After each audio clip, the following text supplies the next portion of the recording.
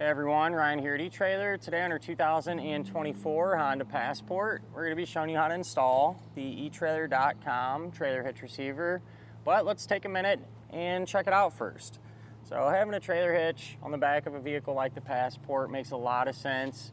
You know, being a versatile SUV, people use these to do a lot of different things. So if you're trying to pull a trailer around, use accessories, or even a little bit of both, this one's definitely going to work out for you.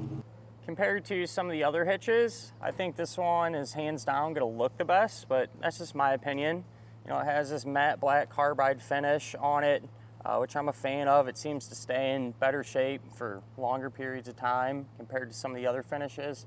And I think it almost matches the plastic trim on our Passport almost perfectly. So if you were to ask me, you know, I'd say it looks almost like a factory type option.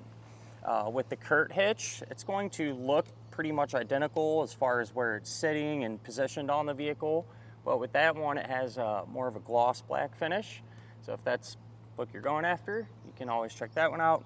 And then there's a draw tight hitch too. Again, gonna sit in the same position for the most part, but with that one it's more of a semi gloss type finish, and that one's also gonna have a little bit higher weight capacities.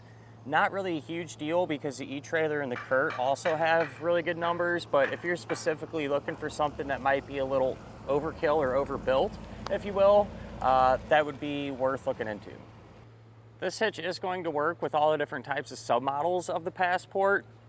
So whether you have the base model or the fully loaded one, anything in between, even the Trail Sport Edition like we have here today, the hitch will bolt up and work out just fine.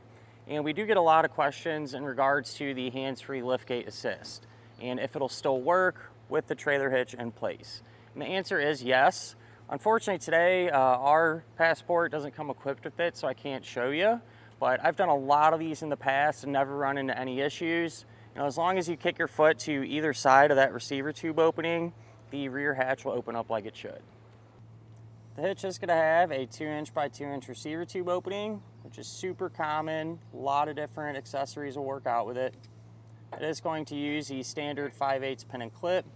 One doesn't come included. If you need one, not a huge deal. You can always get it here at eTrailer. A lot of times too, if you end up buying a new accessory, they'll come with one. So something to look out for there. And as far as the safety chain openings go, they're a loop style, you know, thick metal, and large enough to allow you to use just about any size hook that your trailer might have on it.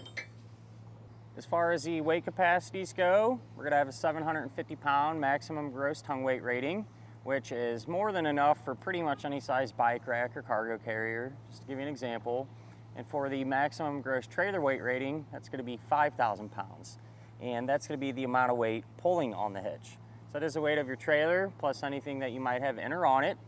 This can be used with the weight distribution system, which is a separate component. What happens when you use that, it keeps your Honda and your trailer level whenever you're towing it down the road. It's pretty popular on campers and enclosed trailers, things of that nature. And if you do end up using weight distribution, your tongue weight remains the same at 750, but the gross trailer weight rating increases to 6,000 pounds. Now with all that in mind, I do always like to recommend, never a bad idea just to grab your Honda's owner's manual. That way you can check in there and make sure that your SUV can handle that amount of weight safely. We'll grab a couple of quick measurements and these will help us figure out what type of accessories will work the best. On our model here, if you go from the ground to the top inside edge of the receiver tube opening, that's going to be right at about 16 inches.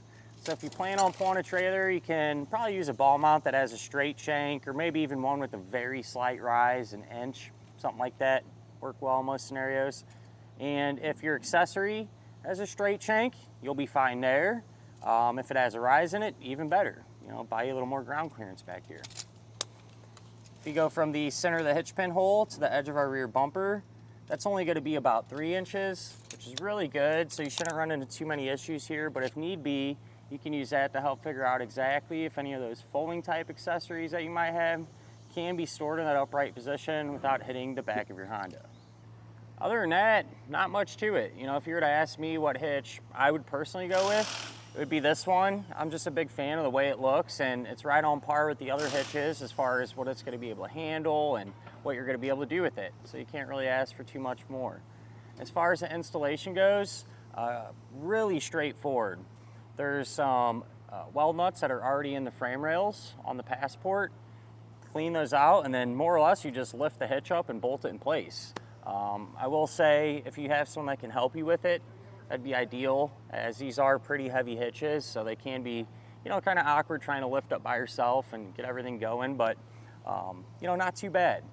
With that in mind though, if you don't feel like messing with this, or you're planning on setting up other things at the same time, you can always use our dealer locator network, and that can help you find a shop in your neighborhood, which can do something like this for you. But if you're doing this yourself, hang around, we'll go ahead, pull into the garage, and get started on it now.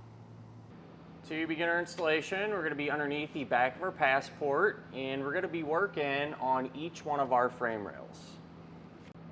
From this point on, whatever we do to one side of our Honda, we're also going to do to the other side, because it'll be set up the exact same way. But if you look at the bottom of our frame rail, we're going to have 3 factory weld nuts, and that's what we're going to be using as attachment points. So what I like to recommend doing is cleaning these threads out. You can spray penetrating oil in there and take a toothbrush, just kind of work it back and forth to get any potential debris out. And if your hardware is really difficult to thread in there, because these are just too, in too bad a shape, what you can always do is use what's called a tap. This is an M14 by 1.5 thread pitch, and if you were to thread these up in there, more or less they recut the threads and make them like brand new again. So that's always an option if that's something that you run into. As far as the hardware goes that we're going to use to secure the hitch, it's going to be the same for all of our attachment points. You're going to have a bolt and a conical tooth washer. You do want to make sure that the teeth on the washer are going to face up towards the hitch. And so when we're holding the hitch up here, these are just simply going to thread directly into those weld nuts.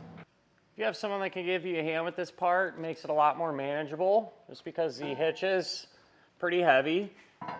But we're going to raise it up, line up the holes in the hitch with our attachment points. We'll take the hardware combination that we talked about and get them all started hand tight.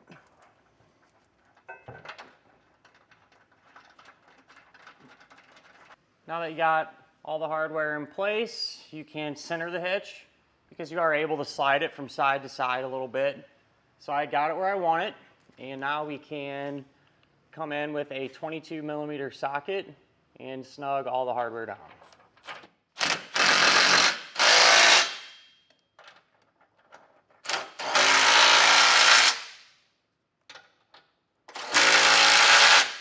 Once everything's tight, you want to make sure and come back with a torque wrench and tighten down all the hardware to the amount specified in the instructions.